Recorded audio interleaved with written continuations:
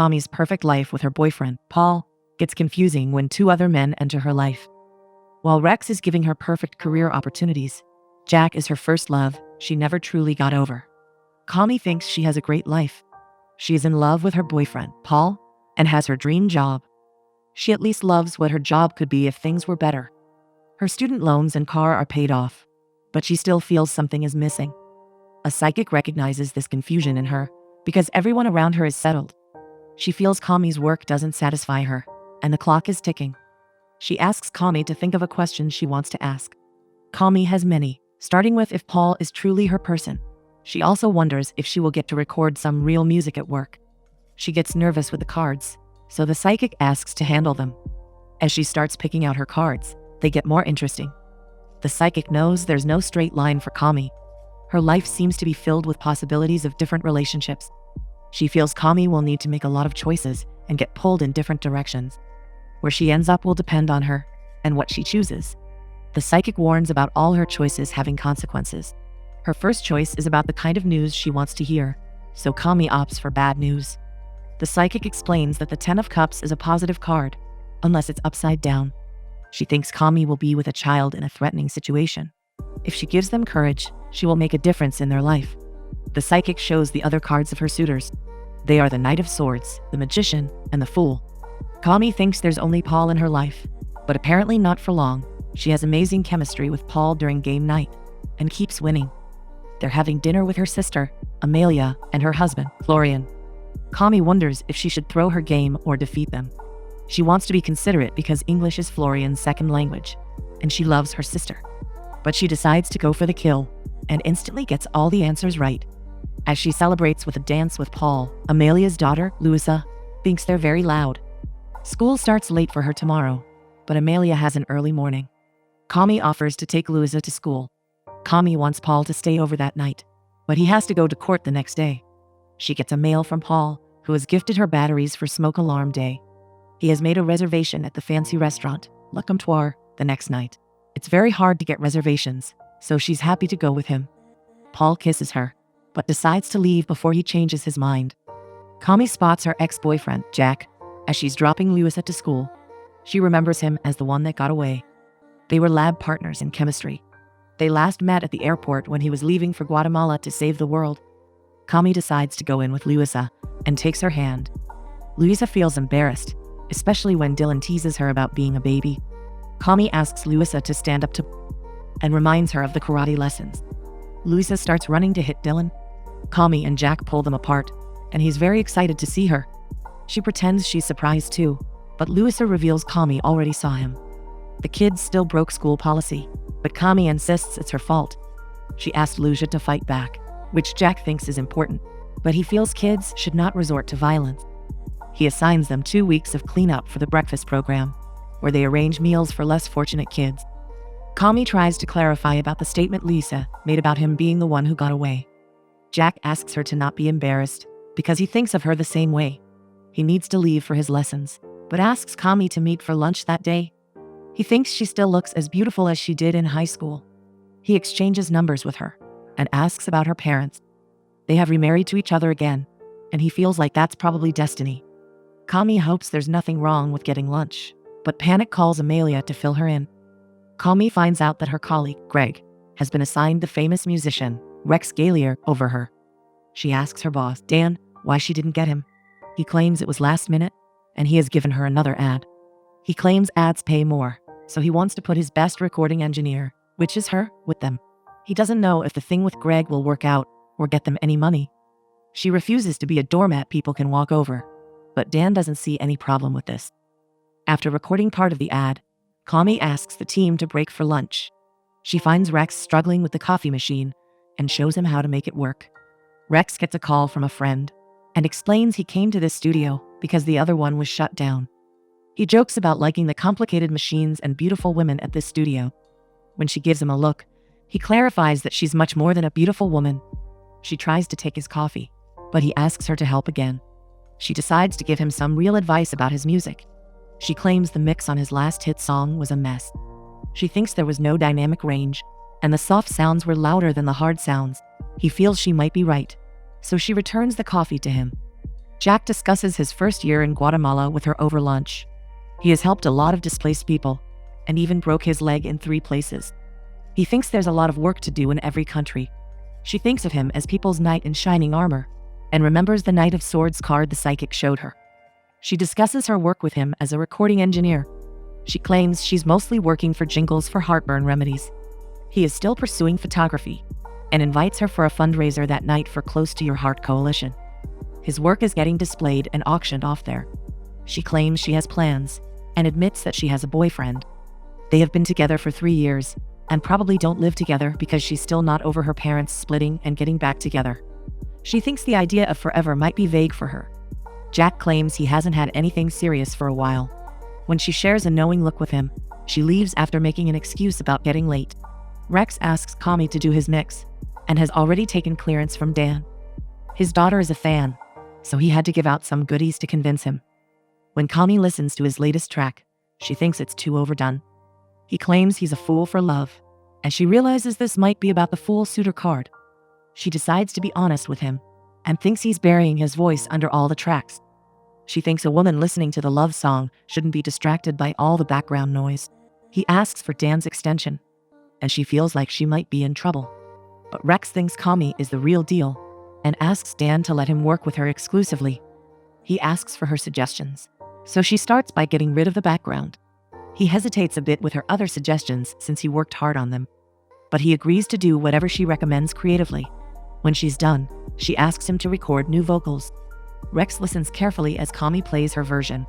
She explains the changes she made, like trying a sonic shift. She even suggests adding a harmony and sings it herself to let him know how it works. He loves her voice, so she explains she was briefly in a band, but developed a stage fright. When he asks about her dream, she insists she wants to record and produce music that makes an impact. Eventually, she wants to own her own studio. He thinks if she wants that, she will easily be able to do it. He offers to drop her, but she already has a ride. She thanks him for requesting her, and he asks if he can call her. As they exchange numbers, she wonders if he wants to call for work or is asking her out. He is in awe of her and claims he hasn't ever met anyone like her. Kami tries to keep this as professional as possible and thanks him. Paul has moved their dinner up a bit because he's stuck at work. He wants to meet her at the place and promises to make it up to her. Kami starts thinking the psychic must be right because she is somehow juggling 3 men. She discusses her confusion with Amelia. While she's still obsessed with Jack, she is very attracted to Rex too. She also has a dinner with Paul that night, which alerts Amelia. Florian suggests she should tell Paul what's going on, especially when he's about to do something. Amelia explains that Paul got a ring and might be planning to propose that night. Kami realizes she can't go that night when she's so confused about Jack. Amelia suggests she should postpone the dinner and go to the fundraiser instead. That way, she might get some clarity. She can also figure out if the thing with Jack is just a fantasy. They both agree that she owes it to Paul to be sure. Kami calls Paul to reschedule and claims she's not feeling well. As Kami reads Jack's flyer about the fundraiser, she gets a call from Rex. He wants to record her harmony that night. She assumes he wants her as a temporary singer, but Rex clarifies that he wants her voice on his album. Kami informs him about her plans that night, but Rex is going to San Francisco after this. The timing is weird, but she agrees to record with him that night. She doesn't want to do it at the studio because she will need clearance from Dan. She asks him to come over to her home studio. They get right to work, and he praises every harmony she records. She suggests a change in the middle, and he asks her to go for it. She feels very encouraged, especially when he asks her to have fun with it. She ends up having too much fun and asks for a tea break. Rex offers to make it because he doesn't think Americans know how to. Kami can't believe she spent the last 3 hours singing with a rock star like Rex. She overhears him calling someone a stubborn woman. She wants to give him privacy, but realizes he is talking to his mother. Rex's mother is refusing to move into the new house he bought her. She has made so many sacrifices for him, but refuses to take anything in return. When she calls again, Kami offers to speak to her. Kami feels his mother should be proud of having raised such an appreciative son. She thinks that's a reflection on her, and asks her to accept the house as a pat on the back for the good job she did. She somehow agrees to take the house, and Rex is in awe of Kami. He invites her to San Francisco that weekend on his private jet. He wants to record a song with her and the band. Kami thinks it's a great opportunity. But she doesn't know if she should ditch Paul at this time or try and figure out things with Jack. She also thinks Rex is attracted to her, so it could be a problem. But she still agrees to go with him because it has been a childhood dream of hers. Paul checks on her that night to see how she's doing. He confirms if she's coming to the escape room the next day. In the escape room, Kami solves the clues with the same amount of enthusiasm. Amelia and Florian are struggling with their clue, but Kami and Paul promise help. Paul finds a clue about a premiere night, for which one has to dress warm, but take care of it getting hot under the lights.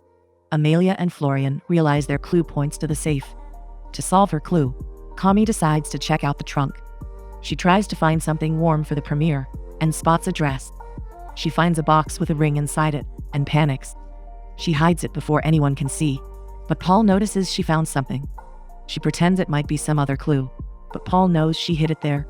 He clarifies that the ring is not his, but he wants to know if her first reaction would be to hide it, if he was proposing. Kami claims she just panicked, and it's no big deal. But Paul can't move on with the game without getting more clarity. He wonders if something has happened because of which she canceled dinner. She admits she has been confused lately. Paul feels he might have done something wrong by working all those late nights. Kami clarifies that this is more about her, because it seems like her choices are having huge consequences. She's trying to figure out how best to do well at work and make a commitment to a man. She doesn't mention Jack, even if Florian thinks she should. But she claims she's having doubts, which Paul never had about her. Paul points out that their relationship should be fun and not confusing. But from Kami's behavior, he feels like they should take some time apart. Kami gets scared and tries to talk to Paul about it. But he leaves and Florian follows him. Amelia thinks Paul is right about taking time off. She believes in their relationship, but she thinks Kami should be sure about Paul if she wants to take this forward. Kami falls on her bed confused and wakes up in a dream. She notices her children playing in the backyard. Paul brings her sushi rolls for Mother's Day, which he made with the kids. She loves how well he knows her, and they're about to kiss. But Jack comes to her with an old photo and removes Paul's tray. He reminds her how they used to make out for hours and dream about changing the world. When she's about to kiss him, she hears Rex playing music and finds him lying under her bedsheet. She finds all three of them lying there till someone takes off her bedsheet. Dan asks her to be with him, but she gets disgusted. The rest of the guys pull Dan away and stand in front of her. Paul asks Kami to choose him because he doesn't think any of the other guys can love her like he does. Rex offers to make beautiful music with her, and Jack claims he can't lose her again. She chooses Paul and feels bad it took so long for her to figure it out. She wakes up the next day feeling like it's the first day of the rest of her life. She knows she has to be bold and decides to head for work. She asks Dan if he spoke to Rex after they worked on his mix. She knows he was very impressed, and they might have poached him. He congratulates her for the good work. Kami wants control of her schedule and a piece of the gross. He thinks she's complaining and not following the structure of the company. Kami clarifies that she's just asking for what she wants. Dan agrees to give her a raise. She wants to take on Rex as her client and thinks he will produce in Los Angeles and not San Francisco if she works with him. Dan thinks that's still uncertain and asks her to decide if she wants a raise. She asks him to double the raise from 10 to 20,000 and let her control her schedule. Dan agrees to give her 15, and she's happy with this deal. Paul is the first person she wants to share this news with. He's surprised to see her at his door. He claims he's not mad at her because he understands they're in different places. But he wonders when she stopped trusting him with her feelings. She claims she didn't understand them herself at one point. She realized it when it didn't feel like how it used to in the beginning. She informs him about almost quitting her job that day. She has ended up with a raise and more control, and is excited about being her own boss soon. He's very happy for her, especially since she also knows for sure she wants to be with him. Paul confesses his love for her and gives her a battery for her new smoke alarm. He waves his hand, and it becomes a ring. She realizes he is the magician from the card because of the sleight of hand. She also recognizes the ring as the same one from the escape room. Paul admits that was his ring, and he got scared when she hid it. Kami feels bad about it, but she's glad she's sure now. She agrees to marry him and thinks she won't change her mind. Back in the dream, things go a bit differently when she chooses Rex. She wakes up again and gets a raise, but runs straight to Paul's office. She finds him sitting down with a woman's 8-year-old daughter and explaining custody to her. The woman feels he has a magic touch with kids. This is when Kami realizes he is the magician from the cards. He asks Kami to wait in his office. He's very proud when he learns Kami got a raise and is going to sing with Rex's band. She feels bad about what she said in the escape room, but he understands that it was honest. He still thinks they make a great team and can figure out all the obstacles. He knows life doesn't work with guarantees, but is willing to be there for her. Kami wants to figure out what she wants first, and he respects that. He still wants them to be on a break, and she agrees. In Rex's private jet, he asks her to play truth or date. Kami chooses truth, and he asks why she's afraid of singing. She explains that she sang at her sister's wedding as the maid of honor. She totally ruined Adele's song and never found the pitch. She is afraid since then, because she never recovered from that public humiliation. It's his turn now, and he chooses dare. Kami asks him to show his most embarrassing tattoo. He does a sensual dance to reveal it. She finds it cute when she notices it's a tattoo for his mom. She asks him where he lives, and is shocked to find it's not in San Francisco. He doesn't have a single home or a mansion, because he's on the move all the time. He mostly stays in hotels and loves that life. Kami thinks he might be missing out on a home. She claims wherever she is, she always wants to come back to her home. Rex gets a call from his manager, informing him that the show is canceled. His bass player has gone into labor, so they can't perform. But instead of going back to Light, Rex wants them to fly out to Vegas. He's supposed to perform for a private party of 20 people, and offers to let her sing with him. Kami is terrified of performing in public, but agrees to do one song with him. Kami is nervous on the way to their hotel, but Rex asks her to not take pressure. He lives his life without a backup plan, and doesn't think about what happens if he fails. He thinks it's important to give his all, and doesn't know any other way to live. Their driver stops just before the hotel because of protests for children. Kami suggests they can walk, but Rex is swarmed with fans very soon. She realizes this is a protest for Jack's organization, and finds him leading it. She tries to ask Rex to stay somewhere else, but they're performing for Lucky Lena. They need to stay in her hotel, and Jack finds her when she's discussing this. She claims she's in Vegas and she's singing for Lucky Lena. Jack informs her that Lucky Lena's husband runs the largest for-profit shelter for child refugees. Kami claims she had no idea and feels bad. Rex doesn't think it matters because that was her ex-husband. Jack asks Kami to protest with him like old times, while Rex asks her to come in to sing with him. Kami apologizes to Jack because she knows she won't get a chance like this again. He understands, and she heads inside with Rex. In her suite, Kami gets excited about the big basket of refreshments. One of that is Paul's favorite, and she wonders if she should call him. She gets a call for her hair and makeup, and a stylist before the party. Kami chooses an elegant dress instead of going for something wild, which Rex approves of. She rehearses with him some more before Rex takes the stage. For the last song, Rex claims he has a special woman who explained the meaning of his own love song to him. He introduces Kami, and can tell she's very nervous. She goes off pitch from the beginning, so he takes the blame and claims he's tried after a long flight. He asks to start again. As he looks at her reassuringly, Kami gets all the harmonies right. After Rex meets his fans, he asks Kami how she felt about performing. He feels like they made love on the stage and kisses her passionately. He asks Kami to take a leap of faith in him and claims they can go anywhere she wants. She chooses Paris and thinks she can get used to the amazing life with him. Back in the dream again, she has a different life when she chooses Jack. She calls him to apologize for missing his fundraiser. He asks if she'll be interested in a demonstration they're holding in Vegas. She's supposed to go to San Francisco with Rex at this point, but he convinces her to come with him. She texts Rex to cancel and heads to her office like she did all the other times. They negotiate for her raise, and she heads to Paul's office later. She informs him about the raise and going to Vegas with Jack. Paul feels like he's competing against her first love, which is like a fantasy. Kami doesn't want it to be a competition, because she still doesn't know what she wants. Paul makes the same statements he did earlier about him being willing to commit to her, but Kami again feels she needs to figure this out on her own. He wants them to continue being on a break till they get clarity.